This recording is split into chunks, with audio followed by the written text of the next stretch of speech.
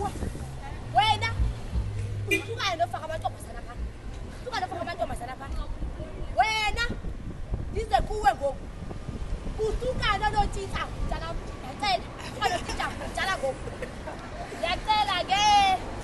Abantwana bakhangathi basokweza. Abantwana basokweza mngane. Iniki zazayithethe. Itata wabo omka. Chipa wayakuthi. Abantwana. Sawucela kuwe kangathi. Siyehla ngoku. Ayiyo mama.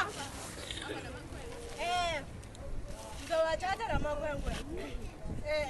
Iwaze egumbini kontanga babo. Ayitsho mama. Yitsho.